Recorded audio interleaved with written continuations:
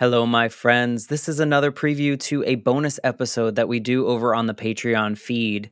And so, with these bonus episodes, I like to go back to former guests and just catch up with them based on what we talked about on their show and see if things have changed a little bit. Maybe they had some feedback from people that they didn't expect, or maybe they just learned something new about themselves by sharing the story.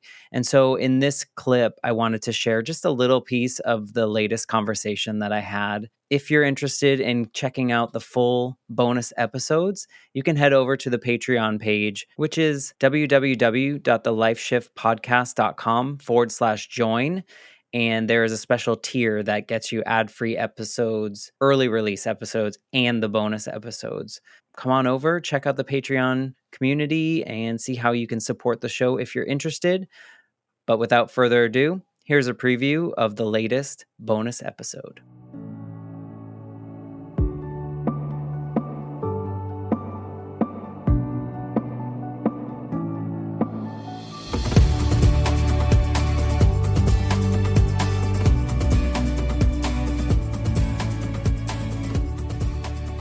And I know we talked about this.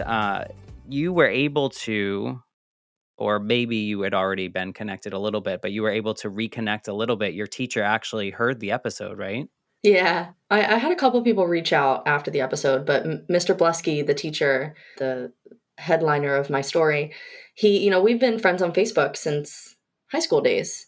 And every now and then I'll pop in and send him a message or, we'll comment on each other's things. And so there's always been like this little, like most people communicate on social media, blips here and there.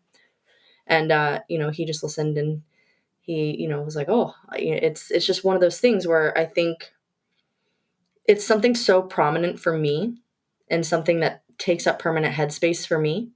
But for him, like, he doesn't think about that. Like, that's not something that he remembers even happening, probably. And so I think that it probably took him a little bit by surprise because while I have thanked him in the past, I have taken time over the years to be like, hey, thank you again. Like, hey, this just happened all because of you, stuff like that. I think hearing it through my voice and hearing my story play out instead of just the random words in a Facebook message, probably had a little bit more impact for him. And so I'm glad that I was able to have this new medium of sharing that gratitude to him. And, he lives down in Key West now. And so, I know that I have a friend down there. And if my family and I ever head south, we will 100% meet up, have some lunch, like get together. And it's just nice to know that that connection is there because he's somebody that I definitely want to keep in my life in one way or another. And so I think that it was really nice for both of us to be able to have the story shared and reminded, refreshed in his mind.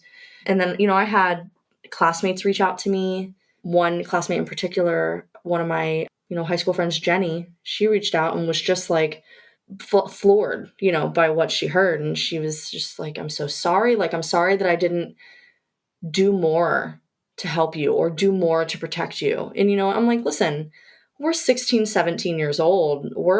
When you're that age, at least my generation, you didn't really live outside of yourself in your own bubble. Obviously, if you see somebody like crying in a corner or like bleeding on the floor, you'll go, oh, let me touch base with this person. But when there are people walking around you with like inner turmoil or struggles or battles, you don't, when you're a teen, you're not like paying attention for those small cues. You're not paying attention for that body language or those silent cries for help. So like, I don't hold grudges against people, period, but I don't hold any ill will towards my friends, the friends that I had in high school. I'm not mad at them like, how dare you not help me or advocate for me or speak up for me? Like, because listen, we're kids. We all have our own set of things going on. We're not living beyond that. And that is never something that I would like hold against anyone. But it was still, she was just, she's like, I'm so sorry. And she asked me, she's like, we discussed some more details and just having her reach out to say, like, it breaks my heart to hear this. I had no idea. Thank you for sharing it. It's nice to kind of feel heard, even if it is, gosh, what, 12, 14 years later, yeah, hurts. Even though it's so many years, over a decade later, it's nice to have somebody be like, "Hey, I hear you."